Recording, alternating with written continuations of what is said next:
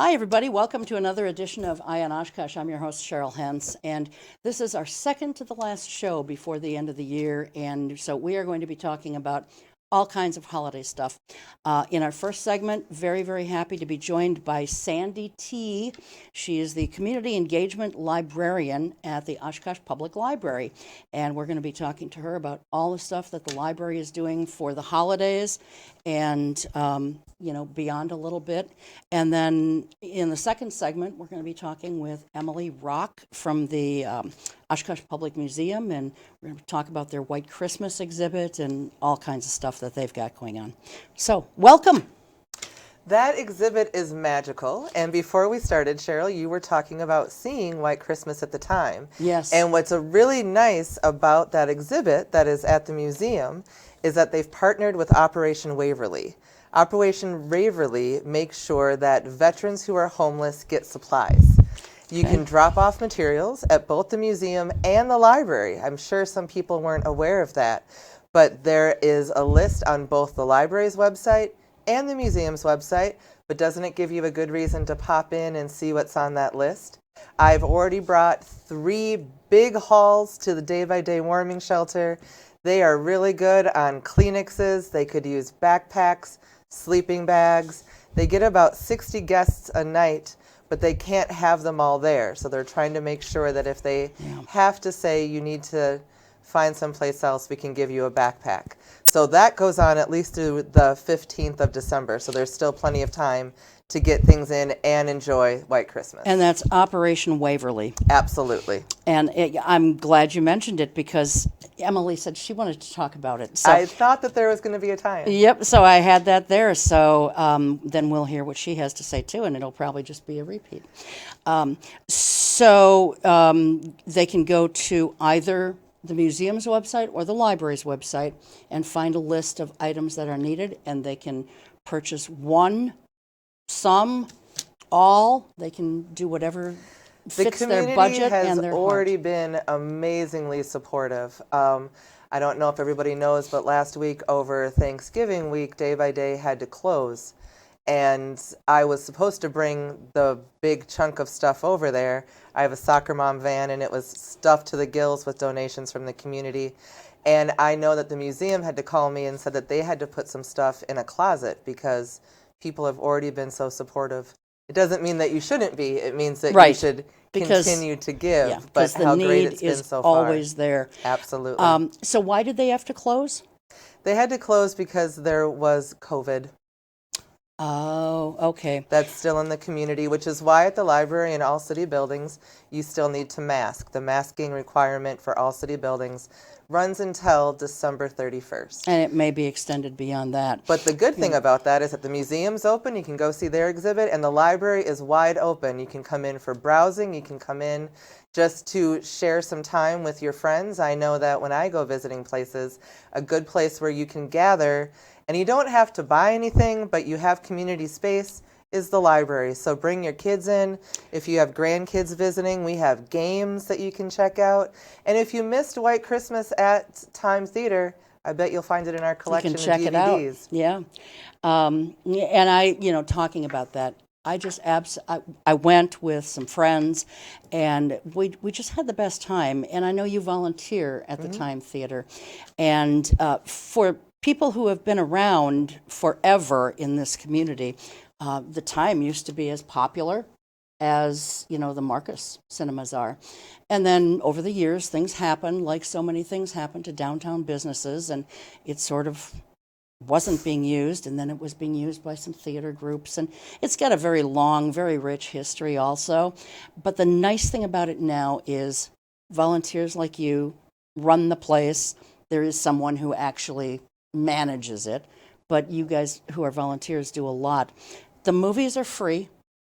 The majority of the movies are free, especially around this time. Usually they're $4, but we were getting a lot of sponsorship from different organizations that are supporting the licensing of the movie to be able to pass on the free to the community. So thank you for bringing that up. Yeah, and thank you for mentioning that it's not always free, but the few times that I've been there, it's been free, so I guess I've been lucky. But and they have the most delicious popcorn. It's $1 a bag. You can't beat that. Canned soda is $1 a bag. I went there on a weekend night, as I said, with a bunch of friends. I spent, I think, $4 because I bought some popcorn to take home, bought a soda. I bought something for somebody else. I don't remember who it was because we took up a whole row. Oh, yeah. But isn't it nice to have a place where you can gather as a community and enjoy an experience together? Yeah. Of course, we can all stream things, and being locked inside, we've been streaming things, but how isolating is that, isn't it? It was to just be so able nice to hear other people enjoying the experience that you're having, to be able to get together with friends, and maybe not everybody has the funds to go out to dinner, but we can still be out and have an experience. Absolutely. And memories are made and life is made by sharing it with others, and what a wonderful ability to do that. And because there are free opportunities and $4 opportunities, it's an experience that's open to everybody. yeah, and because White Christmas is a musical, the audience was singing along with the songs. Now, I will admit I didn't know some of them, so I didn't sing with I'm sure those. you hummed, though. Just Well, I kind of did. background. Once I figured out what the melody was, I sort of hummed along. But I mean, it was just. I mean, you were a community with people. In some cases, you didn't even know, and it was a really good crowd. And there's always somebody, at least for me, that I see that is a friendly face. Yeah. So it reminds you Yeah. that the community is where you are and where you make it. And that's That's- what I really like about that theater. That's a really nice comment. I appreciate that a lot. So thank you for that. Well, let's talk about what you guys at the library are doing. Now, some of this, some of these things we're going to talk about have end dates. So you guys need to kind of be prepared for that. So the first thing is a Santa meet and greet. What is that? I know it ends, December 11th? It is only on December 11th. Only? It's a one-time event. Okay, between only on noon and December 2. 11th. And we're taping this on December 2nd. And this is going up online tonight, so it'll be on YouTube tonight. So, And anything that you miss or you forget what the days are, just go to OshkoshPublicLibrary.org. There's an events tab, and you can look at what's happening this month. But I don't know if everybody knows, you can tab ahead and plan for what's happening in January, what's happening in February. Yeah. Inside the library, we work a couple months ahead of time. So we already have our January and February surprises already planned for you guys, and you can take a peek there. But December is already there. And I don't know if you know this, but the Downtown Business Association is going to have reindeer on the square December 11th. when you say the square, is that Opera the Peace House Square. Park? Okay, Opera House Square. Opera House Square, Downtown, the Peace there's Park, going to be where the reindeer. sundial is. Perfect. Okay, all right. There's going to be reindeer down there. Right. Come down to see the reindeer. Come over to the library. Meet Santa. You'll be able to sit on his lap. He'll be Even able. adults? Why not? We're all kids at heart, Cheryl, We are. if you ask me. We are. Now, we do have to remember that we are a city building and we have to wear masks. Santa will have a mask on. All the staff will have a mask on. Pictures with Santas and masks will be how the pictures are taken. And once you've had your time with Santa, have talked to him, feel free to check out our holiday books. We're also going to have some stations. You'll be able to write a wish to Santa. Also, when you're at the reindeer, seeing them in Opera House Square, there's a mailbox there where you can drop off your letter to Santa and you will get a response. Excellent.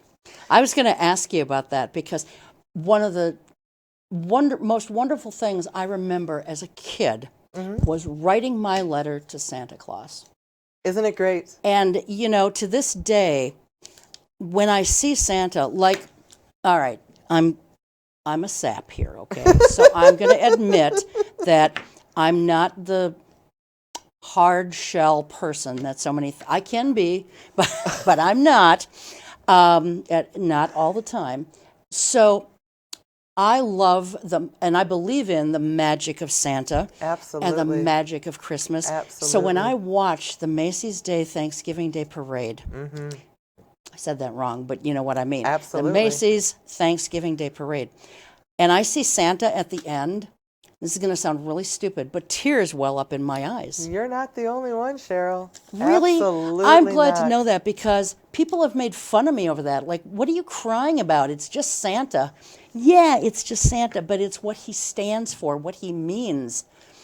And, you know, to kids of all ages, you know. Absolutely. This is a great thing that I think that Christmas happens at the end of the year. It really makes sure that we're all thinking about how people affected us in that year, how we want to show appreciation. We want to give that people a smile. We want to hold doors open for people. And I think that's the magic, and the personification of that magic is Santa. Yeah. I was raised by a single mom. I have 4 sisters, so there wasn't a lot of money and a lot of things under the tree. But we could go to movies, like at the time, because we were able to have that experience. Yeah. And that made it special. And this whole community, I think, entirely adds things.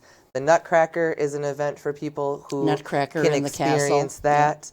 We At the have Santa meet and greet. We also have a mitten tree that's going on in Oh. the children's room. If you can bring either new mittens, or perhaps you've been knitting during the pandemic. A lot of my friends have been knitting and making things. Bring those down, fill up our tree, and then we are adding warmth to people's season. They're all going to be donated to the Salvation Army. Okay.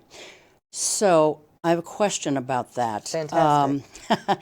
So if they don't want to come inside, can they drop the mittens in, you know, where the book depository is? Absolutely. Okay. What a great idea. Yeah. Okay. They'll still get in. Okay. We'll still get them. We'll still put them on the tree, and we'll still make sure a kid's hands are warm this holiday season. Well, I'm glad you mentioned that. And when I go home tonight, as I'm uploading this, because it takes a while, so once I get absolutely. it started, I can go off and do something else. I may have some mittens. I'm not a knitter, but I may have some mittens that I can drop off. That would be great. Thank you. So, of course, you know, and the nice thing about this community, Sandy, is the community, I think, is magical in its own way.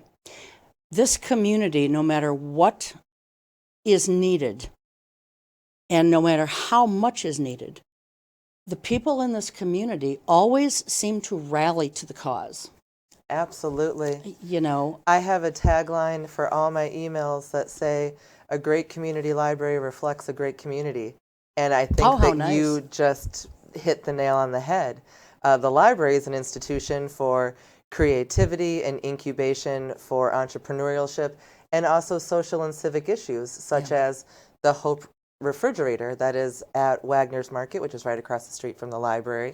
One of those things that Hope refrigerator, what is it? The Hope Fridge is a nonprofit entity. There is one in Neenah, I believe there's one in Menasha, and I believe that there are 2 or 3 in Oshkosh. I know there's one at Wagner's Market. There's also one at Brown Street Repeats on Bowen Street. Okay. And there are people that just regularly stock it. So maybe you go to the store and you decide, I had rice and I bought rice. You can take it to the Hope Fridge. If you end up buying those packs of 3-for-1 deodorants, but you only need 1, you can take the other 2 to the Hope Fridge. So as far as food goes, is it non-perishable items, or can it be perishable There is since a it's a fridge fridge? there. Okay. That's good to It's know. not that you eat half a pizza and take the rest of the pizza Yeah, there. we don't want that. But if it's 49 cents for a dozen eggs, why not put 2 in your cart and take 1 to the Hope Fridge? And that's an Yeah. example of how the community rallies together, because there was a need in the community for that. So Yeah. when I say a great community library reflects a great community, I completely agree with your statement there. Gosh, I wish I would have known that, because I just got rid of some things that I bought. They look good on TV. They look good on the package. You buy them, and I didn't like it. I'm sure You it's could good do a food. whole show on that, couldn't you? I know. People buying stuff online now. I know, and so I thought, now this is perishable stuff, so I can't take it here, I can't take it there, can't donate it to the, to the food and toy drive that the fire department's doing. Right. what am I going to do with it? So I took it to my church one day when I was volunteering in the office, Well, there you in go. between administrative office people. Yeah. And I said, if anybody wants to eat this stuff, eat it, because it's not going to be me. Well, your face sold it right there, Cheryl. I mean, I'm sure it's good food, but it Sure. just didn't meet No, with my and palate. isn't it nice now that there's a place in the community where you can pass it along? You Yeah. can try something. So try Hope your preference. Refrigerator, and you gave a few locations. Do you know if something like that is on the internet somewhere? Absolutely. I can actually send you some links. Great. And so when I get them, I will put them up on our Facebook page. And for those of you that are familiar with Wagner Market, if you are on the back end, the parking lot end, there's a little, it's kind of like a carport, but for the refrigerator. So it's open 24 hours. Okay. You don't have to sign in or sign out. There's nobody there. You just take what you need. So it's right there, right off the parking lot. Okay. And Wagner Market is... It's on Merritt and Main. Okay, sure. Okay. It's a If you know where multi-level building. Winnebago Bikes is. Yep. Okay, I got it. All right. So we did the Santa meet and greet. DIY ornaments and more. Now, these are free kits for kids only until... The supplies run out. Yeah. Yep. And so... We have about 200 of them come. But, if you are somebody that wants to have a craft over the holidays because their kids are home or your families are in town, we also have try it yourself kits. These are kits that have all the things you would need for paper making. They come with a blender. They come with the directions. So it's kind of a try before you can buy. We have a candle making kit. We have a jewelry making kit. Wow. I just bought today 3 introduction to ukulele kits. So there's a lot of activities and things you can do besides all our puzzles and games and these make and take ornaments. Okay. DIY ornaments and more, free kits for kids until the supply is gone. So if you want to do that, you better get it fast. Then we've got try it yourself kits, candle making kits, jewelry making kits. And you can find all of those, Cheryl, if you go to our catalog, oshkoshpubliclibrary.org, and just type in the search button, try it yourself, or TIY. Okay. And that will bring up all of the kits that we have. TIY. Those check out, and those are there all the time. This Wow. ornament is a special activity For the just for holidays. December. Yeah. Mhm. Okay, excellent. God, you guys do so much more than I think people realize. Certainly more than I realize. I mean, I knew that you guys did a lot, but who knew that you had all this kind of stuff? Thank you for giving us a place to be able to let people know about it. A lot of people see us as a great place for books, and we like that, and thank you. And tell me what you're reading. But the library is definitely focused in lifelong learning, and why not learn how to play the ukulele? There's a ukulele group meeting at New Moon. So if you are interested in building community and you like the idea of learning ukulele, but you're not sure if you want to put the money towards it or not, pick up our kit, go to that little drop-in group. The Senior Center also has ukulele groups, so you can get a new hobby, meet new friends, be a brand new you in 2022, all because of the library. And that rhymes. A brand new I heard you in that. 2022. Did you plan that? I can't tell you, Cheryl. It's a secret. But we also have those games and puzzles, and that's also a new collection that we've added. During pandemic times, when we were all locked into our house, we would have meetings and think about how else can we help people in their life as it is now. Yeah. And we all learned that we spent a lot of time at home. Sure did. And perhaps... Still do in some cases. Right? Games can be really expensive, but also a great way to build family time in, build cooperation in, build a little bit of a tradition for your family. So we have a wide collection of games that can go one-on-one, preschool all the way to adults. If you're a Risk person, if you're a Monopoly person, come and check them out when your family's here over the holidays or when they're home from school. So you've got like all the, the games from back in the day, like Operation, trouble, risk. You said Perfection that pops up that makes a huge noise. Yeah. yeah, I love that thing. Right? Yeah. But we also have Road to Catan, I think, is one of the big games that people like now, or Flux. If you go to Adventureland Games, you're going to see aisles and aisles and aisles of games, and all of them are fun, but they could cost you upwards of $25, $30, and then you bring it home, and maybe it's not the game for you, like that food wasn't the food for you. Right. It sure Try wasn't. it before you buy it. See if you like it and see if it's worth the investment. I think that's really a good idea because, some of these games are hard to find. They absolutely are. To actually buy them. And, you talk about doing a family game night or whatever. Honestly, Sandy, that's I had many memorable things as a child. Yeah. Are you born and raised here? I was, yeah. Yay. Yeah, I'm a townie. You can tell. I left for about 12 years. Okay. Shortly, a few years after my mom died, I moved. I went from Oshkosh, which at that time was about 43,000 people. And I don't know what prompted me to move where I did, but I and a friend, we moved to Houston, Texas, of all things. So I went from 43,000 people to 4.5 million people, the fourth largest city in the country. Yeah, you did. It was like culture shock, but That is fantastic. enjoyed it. I really enjoyed it. And, it was a growing experience, like so much in life, and then from there I went to Midland, Odessa in the Permian Basin, and then from there I took a job with a startup radio network in Colorado Springs. Oh, wow. Turned down a radio job with CNN. I was tired of the South at that point. Oh, sure. And they're in Atlanta. And I was tired of a big city like that. I was tired of the South. And something about Colorado Springs really intrigued me, and being part of a startup radio network. And so I went there. Colorado Springs is beautiful. It is. Yeah. Our office, our facility, our broadcasting facility was at 888 Garden of the Gods Road. Garden of the Gods Road. That has some not cachet, all that, does it? Yeah, and not all that far from where Garden of the Gods is. That's in there. That's nice. With the kissing camels. It's a beautiful place. For those of you that haven't gone, if you go to the library and check out Rick Steves' collection of travel logs, you'll be able to see him travel through Garden of the Gods. You could also find a lot of other documentaries. I bet if you use Hoopla, which is our online service for ebooks, audiobooks, TV shows, and movies, they have a lot of documentaries on there. You're going to find some stuff about Garden of the Gods, too. It's a fantastic place.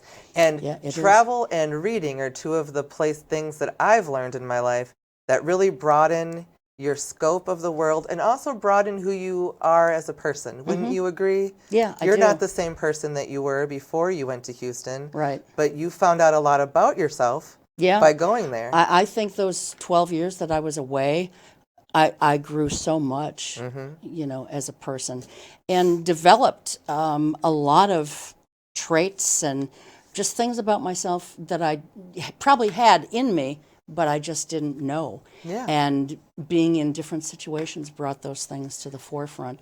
But one of my memories as a child growing up here was, my mother was a stay-at-home mom. Okay.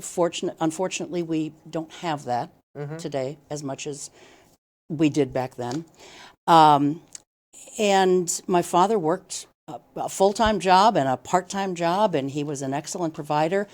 We had dinner together every night at the kitchen table. We didn't have cell phones then, but no TV, no this, no that. And once a week, we would have game night. And it was just my brother and I, but the four of us sat at the kitchen table, and we played games. Or cards, it's card games, whatever. And I love that. And to this day, I like getting together with friends to do board games. So it's social, and it's such a wonderful thing. Memory cafes just came back to the library in October. And memory cafes, as I'm sure you know, there's one at the 20th Avenue Y. There are some in Menasha and Neenah, but the library's one is the second Wednesday of the month from 1:30 to 3. Oh. And we do games for a little bit of the time every single time because, as you know, Memory Cafe is for people with Alzheimer's and dementia and their caregivers. Yeah. And that population has that same reminiscing that you did. Yeah. It brings everybody back to their kitchen table with their families. Because that's what they can remember. And that's but think of the emotion and the feeling you have with that. It makes Yeah. you feel good. It makes you feel like you're a part of something. And it gives you a good memory, and it reminds you of good memories. So there's so many layers to that Memory Cafe and to games. I had no idea that we had memory cafes here. I knew of a couple like in the Fox Cities area. Uh-huh. And I wish I would have known this because I just on the 25th of November submitted an article on Alzheimer's and dementia. And I referenced some of the memory cafes. And Well, you're going to have me back now to talk about those. well, The next one is December 8th, and it's going to be Okay. up in the Dome. Usually our memory cafes are on the lower level in our conference rooms. okay. But we're going to have the madrigals up there, and if you've ever heard the madrigals under the dome, it's a magical experience. That space just reverberates with angelic voices. Yeah. And to be able to hear their Christmas show there, December That's- 8th from 1:30 to 3. 1:30 to 3. Okay. Well, yeah, and I do have a gentleman coming on. He's a memory specialist. He's coming on early in the new year. I'm sorry, you said 1:30 to 3? Yes, the Okay. second Wednesday of the month. And so he'll be coming on early in the year. And you mentioned the warming shelter earlier. I have got Molly and I'm spacing out on the names now. The executive director and one of the other, Molly Butts. Yes. Molly Butts and someone else who works there. They're coming on in 2 weeks. Well, tell him I say hi. I will, and that's the last show that we'll have for this year. So they're telling me that we're almost out of time here for this segment. So I've enjoyed our talk. I have too, and I want to talk about one other thing here, a wild winter read-off. What's that all about? Thank you so much. Well, everybody knows about summer reading and the Summer Reading Challenge. That's been a perennial program for all libraries across the world as long as I've been alive. I loved it. You can still do it as an adult too, so there is no reason why you cannot get your fabulous prizes. You know, one of the things, another thing that I remember as a kid, I'd go to the bookmobile. What was his name? It was very similar to mine. It was Heinz or something like Milt, I think. Okay. Anyway, he was the bookmobile driver, and I would go. When you'd return your books and say you read them, it was like a bookworm. Okay, so it was a big worm, and they'd color a little part of the worm's body, and I just loved it. I couldn't wait to return these books so I could, get my worm colored. You're a reader, it sounds like. You're one of our people. Yeah. The summer reading is a once against yourself how many books you can read. We're doing something I think that's incredible this year for the winter reading read-off. We're doing a community read. So we are asking the community collectively to read 300,000 minutes. It's not done by pages or words, it's how many minutes you spend reading. Now, if you're a family and you have kids at home, you read to them every night, that counts. As an adult, it can count for your kids, it can count for your family, it counts toward the challenge. You can sign up either with a paper form, or if you go to Beanstack, you can, if you have that app. Beanstack, Beanstack. not beanstalk. Exactly. Okay, Beanstack. Again, if you go to OshkoshPublicLibrary.org and you look at our event page, go to the Wild Winter Read-Off. All the information is going to be there. But if we do make our community goal of 300,000 minutes, that's about 15 minutes a day. That's not something bad. that we can all do. We're going to have a community celebration on around March 4th. Okay. I'm saying around because nobody knows what the ebb and flow of our life is going to be. Yeah. So around March 4th, if the community reads 300,000 minutes, we're going to have a hip-hop hooray party. Hip-hop, why is that, Sandy? They're getting popcorn, they're getting hot chocolate, they're getting goodie bags. It's a thank you from the library to the community, because the library and the community is a conversation always going back and forth. Excellent. You enjoy reading. We're going to show you how much we appreciate you reading. Sign up for the Winter Reading Read-Off. It starts December 20th. I'll be at the Farmers Market December 15th if you want to get signed up before it officially starts. Okay, starts what day? December 20th. Okay. And collectively as a community, we have until February 26th to reach our goal of 300,000 minutes. That's just 15 minutes a day. Until February 24th. 26th. 26th, okay. Oh, you just gave me an extra 2 days. Thank you. Okay. That's just between friends, Cheryl. So we have, I think, exhausted everything on my list. Is there anything else that you want to talk about just real quickly? Because I've got my next guest here and ready to go. Well, I appreciate that. Please go to the library's website at oshkoshpubliclibrary.org. Being the community engagement librarian, I'm always asking people when I'm out in the community, how can we be better for you? Sure. We're only as good as you find it in your life. So let me know, call us, come in and tell us if we're meeting your expectations. Are there other things we can do? The reason that we have ukuleles now is because somebody said, I'd like to be in that group, but I don't have one. So challenge us to meet your needs. Okay. I'll be at card clinics on every other Thursday at the 20th Avenue Y. The next one's going to be December 16th. And I am also at the Senior Center to help connect with tech on Mondays. So come by, say hi to us, and enjoy the library and the season. Okay. Thank you so much. Thank you. I'm sorry you were confused. I didn't realize that when we had talked before, it was on the radio, not on TV. So that's okay. I'm sorry there was confusion. I'll know for next time. Yes. Well, next time I might throw a curveball at you. Say it's going to be on the radio. If we're going to be at Dublin's, I'm in.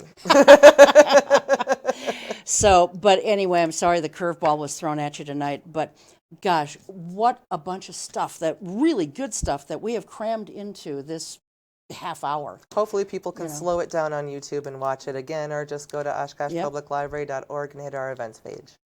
I wish I had $1 for every time you said that website. I know. All right. Well, thank you so much. Have happy holidays to you. Thank you, and a happy holiday to you. Thank you. We're going to take a very short break here, about 2 minutes.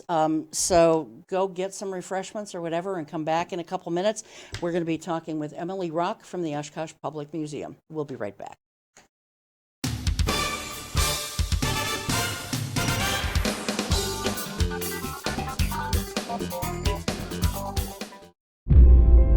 Problems. The ones nobody talks about at cocktail parties. We go looking for them. No matter the obstacles, no matter the odds, we surround a community's most critical problems, and we fight. United Way fights for the health, education, and financial stability of every person in every community. Will you? Nearly half of children with autism wander away from safe places, such as their home or school. If you ever see a child walking alone, remember the 3 S's. Stop to help, seek assistance from police, stay until they arrive. If a child with autism is missing, immediately search places that pose the most danger, such as nearby water and busy streets. To learn more, visit missingkids.com/aware. When times get dark, we can't see the help that's all around us. Let 211 be your guiding light for help with food, healthcare, and other resources. 211, how can I help you? Call 211 or visit 211.org. 211, get connected, get help. Roll over. Chance high five. All right. When you adopt a shelter pet, you discover all the things that make them unique. And your mother and...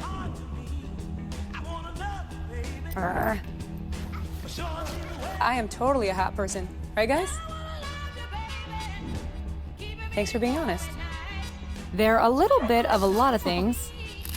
but they're all pure love. Adopt pure love at theshelterpetproject.org.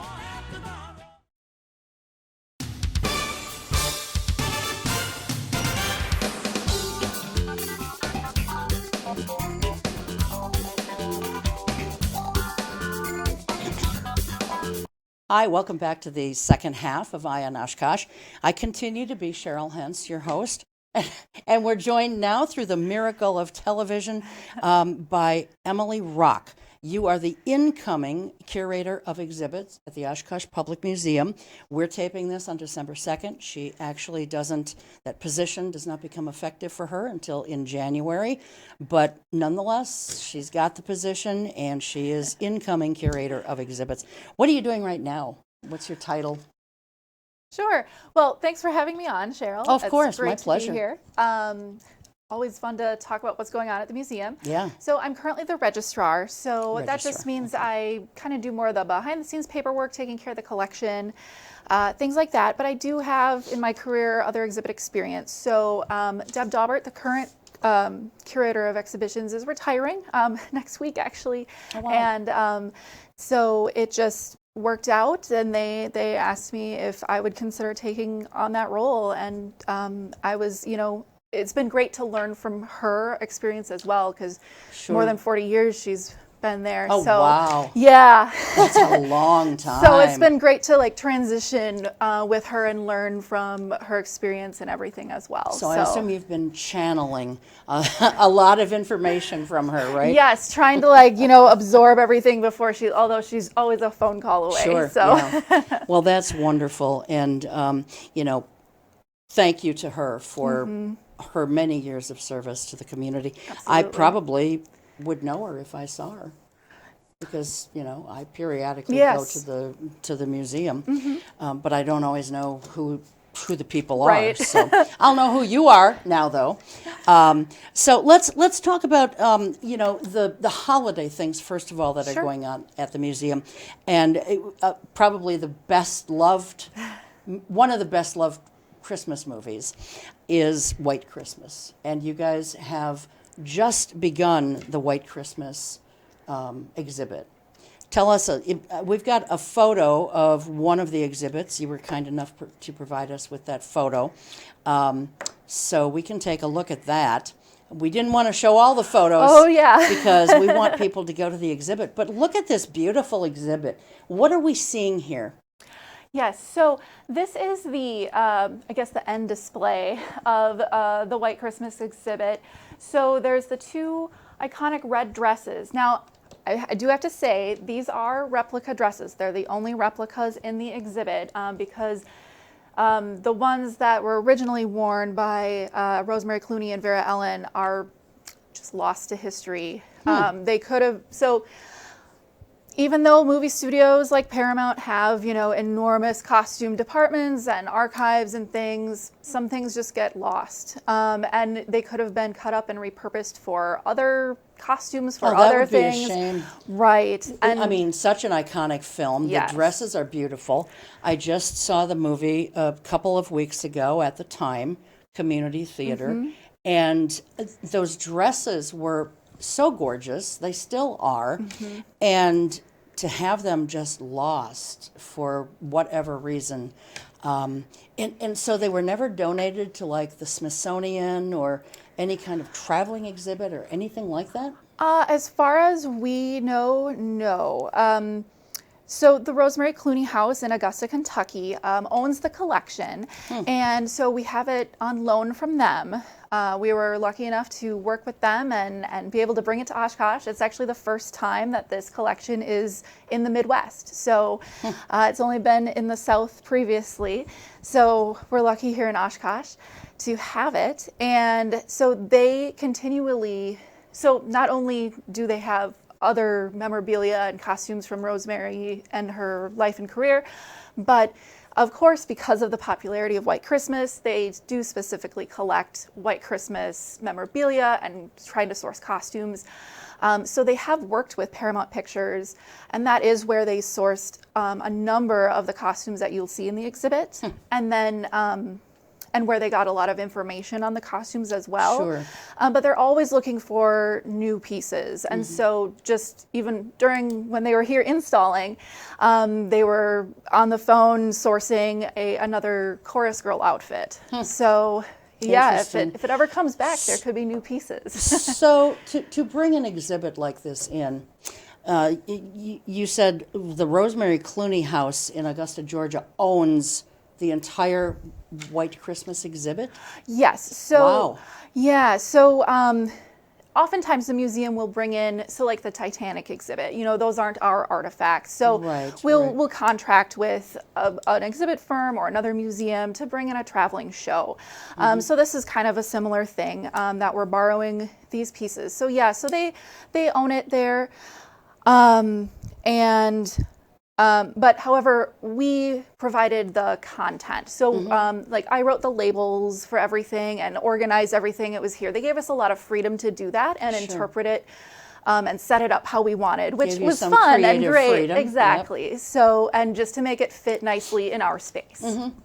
It's just surprising, I guess, to me to think, I mean, certainly Rosemary Clooney played she was one of the leads. Yes. But it's interesting to me that when people think of White Christmas, I think, for myself anyway, I think of Bing Crosby. Yes. And it's surprising to me, I guess, in some ways, that Rosemary Clooney House would own the exhibit as opposed to someone, from the Bing Crosby family. That's just kind of, do you think, do they own something else that's part of the White Christmas stuff? Or?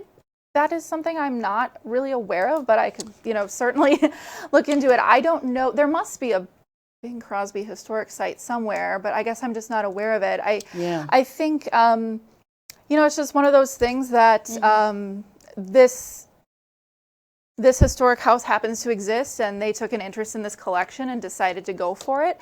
And maybe either Bing Crosby's estate or if anyone is, a collector of his, maybe that just wasn't their area of focus. Yeah, so. Or Danny Kaye. Right. Who was the fourth, he was the second male lead. Yes. And the two women were the two female leads. And, Rosemary Clooney, for people who don't know, she is, now, I always have to think about this, she is George Clooney's aunt. Yes. Correct? Yes. So there's that tie. Could we just see that photo one more time, please, guys?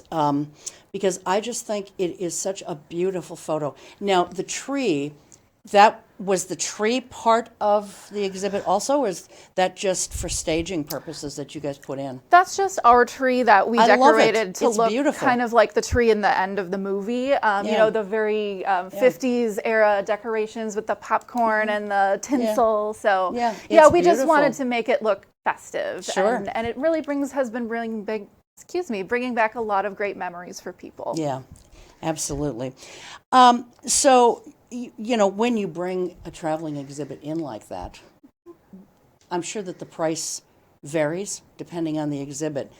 But for example, this exhibit, what did this cost? For us? Yes. Oh, okay. Well, we have wonderful sponsors in Community First Credit Union, and then, of course, the museum has funds as well. Sure. So this exhibit, the fee, which includes kind of transportation and everything to bring the exhibit and just to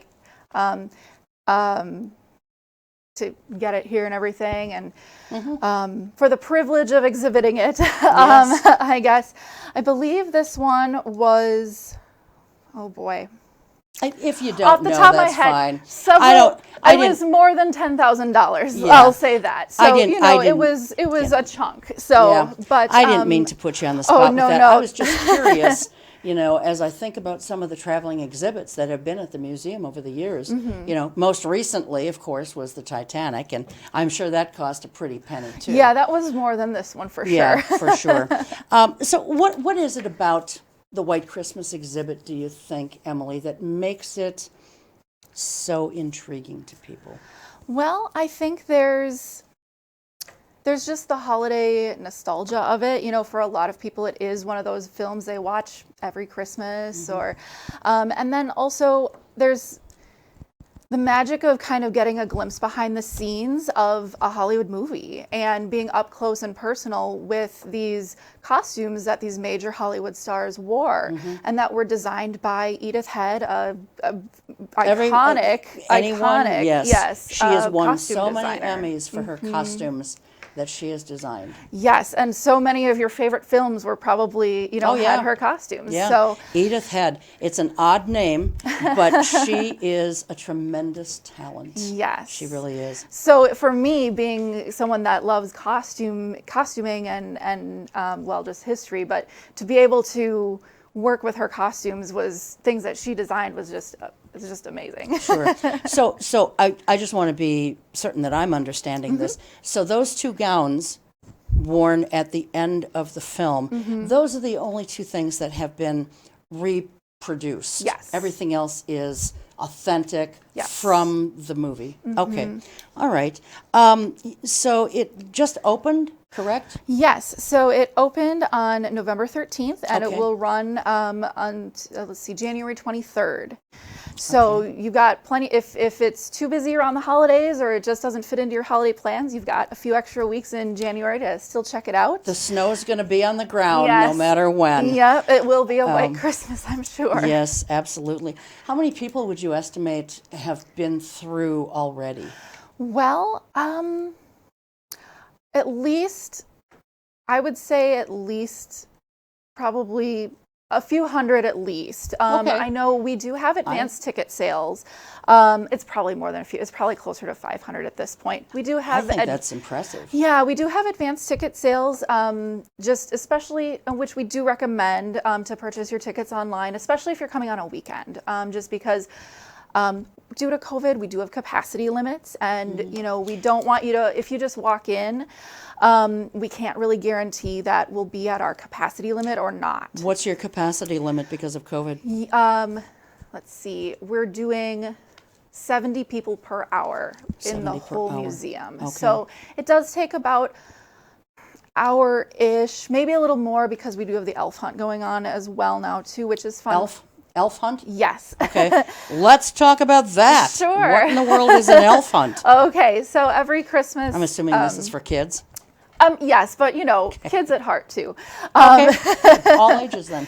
Yeah, it's fun for families to do together as well. Sure. We have elves hidden around the museum, and when you come, you get a sheet of paper, and you can look for them and cross them off. And if you find them all, you get to get a prize from the prize tree. So it's just a fun thing for kids to do, or adults, families, while you're here at the museum. But that might make your visit a little bit longer than it would normally. So again, that's why we suggest buying tickets in advance. Well, I wouldn't mind finding elves, but what I can't stand is garden gnomes. I think they are the creepiest thing in the world. So I hope you never have a garden gnome hunt, but an elf hunt, I could get behind that for sure. So, is there anything else about the White Christmas exhibit that you want to share? Well, because of the focus on the story focuses on helping a veteran, that is part of what we are doing as well. So one of the proprietors of the Rosemary Clooney House, Heather French Henry, is a former Miss America from the year 2000, and her platform is veterans and helping especially homeless veterans. And so she developed a program called Operation Waverly, which is taken from General Waverly, the character in the film. Sure, yeah. And it's so when they travel the exhibit, they like to have some portion of, they'd like to do a veterans charity, like to support a local veterans charity. A charitable drive. Yes. Where they're collecting items that Yes. Homeless vets can use. Yes. So for us, we are partnering with the DAV Auxiliary and Oshkosh Public Library and the Day by Day Warming Shelter because I believe the statistic, and hope I'm not wrong, but I believe they said about 20% of their clients are veterans. Okay. And so we are collecting items like sleeping bags, toothpaste, deodorant. If you go to our website, oshkoshmuseum.org, you'll get more information about the types of items we're collecting. Sure. Socks, underwear, things like that, that we're collecting for the day-by-day warming shelter. And and they're going to be earmarked specifically to be given to the veterans that they serve. Sure, and I think it's a wonderful thing that this woman put together. What was her name? Heather French Henry. Heather French Henry, and she was Miss America in 2000. Yes. I don't even recall that name, but it was only 21 years ago. So, Heather French Henry. Okay. I do want to look her up a little bit, and it's wonderful that she has made veterans her platform. I think that as a country, I don't think that we can ever do enough for our veterans, and I say that not just as an Army brat or someone who just about every member of her family, Oh, wow. had been a veteran at one point or another in their lives. And so I appreciate the vets and what they have done and continue to do for this country. I know that, when I've made donations to the warming shelter also, they need simple things too, like deodorant. Yep. You mentioned the toothpaste and the toothbrushes, chapstick, and I know that that's a brand name. So, Lip balm. Lip balm, if you don't want to get the brand name. So any kind of lip balm, and boy, they go through that like crazy. I bet. Especially if they end up having to be outdoors a lot, which even if they are lucky enough to find a bed at night in the warming shelter, they have to be out of there at a certain time during the day in the morning, and they are outside pretty much the rest of the day unless they can find some other place to go indoors. Right. So lip balm is something that they really need. You mentioned socks and things like that, and so it's best to just go on the website either for the library, the museum, or who else? The DAV or the warming shelter? Yeah, Probably or the on- warming shelter as well. Okay. But yeah, we do have a list of items on our website available, oshkoshmuseum.org, that that we're specifically requesting for this drive. So, Okay. good. How great long place to does the start. drive go? As long as the exhibit is So open. through January 23rd. Yeah. Okay, that's wonderful. I want to talk a little bit about your recently concluded Titanic exhibit. Okay. I'm a Titanic junkie. I don't know what it is about that, but I can never find out enough information about the Titanic. And first of all, I'm sure that the exhibit did exceedingly well. We were very busy, yes. Yes. How many people went through for that? I think just over 10,000. Oh my gosh. Yeah, and it was only, I think, about 3-month run. And that's Wow. even with COVID. So, yeah, Oh my we God, were, I we can't were even pretty believe busy. that. Yeah, I bet you were. What was the, was there something in particular that, was kind of a resounding theme with people, that they had similar questions or they made similar comments, or what was the main thing that people were taking away from it? Well, for this exhibit, a lot of the comments, people were interested in the personal stories. So when you got there, you got a boarding pass and you were just kind of randomly assigned a passenger and there was information about their life and where they were traveling and where they were from. And then at the end, you could find out a little bit more about them, and if there was a picture available, as well as if they survived or not. And so I think personalizing it was really impactful for people.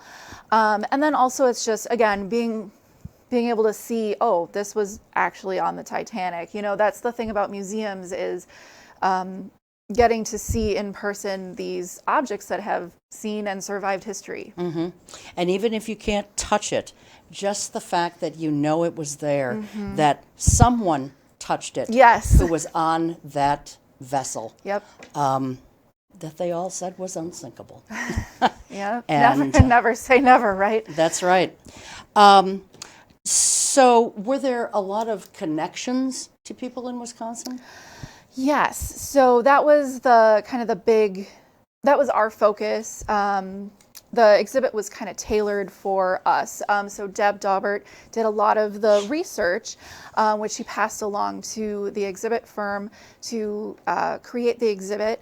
So we highlighted people that had some kind of connection to Wisconsin. So I believe, there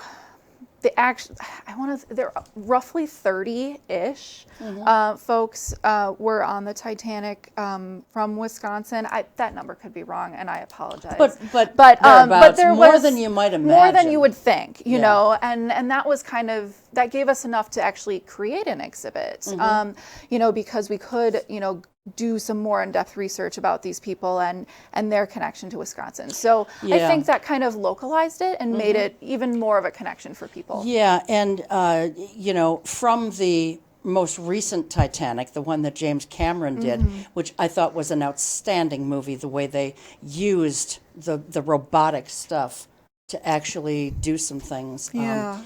It was amazing to me. But Jack Dawson, the character, Yes. he was from Wisconsin in the movie. In the movie, yeah. But he was a fictional person. He was not a real person, nor was Rose a real person. But still, it was interesting that they made that Wisconsin connection. Yes. When they wrote that film. Yeah. I'm being told that we are down to a couple of minutes. Oh, and, already? Oh my gosh, I know, it's unreal. So, People of the Waters exhibit, real quickly, tell me what that is. Sure. So that's one of our long-term exhibits. It went in, I believe, 2017, 2018.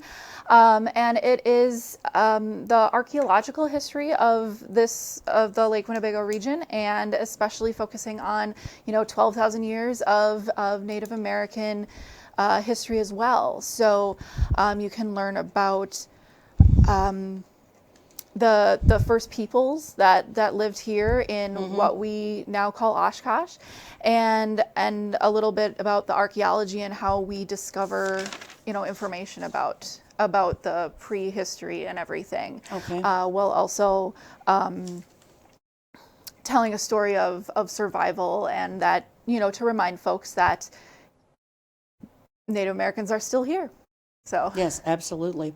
Want to just touch real quickly on Brad Larson. He was the executive director of the museum for I don't even know how many years. I bet you do. 32. 32. Deb Daubert's got him beat. Yes. But, just an outstanding executive director, and he's retired, and so want to thank him for his time and wish him well.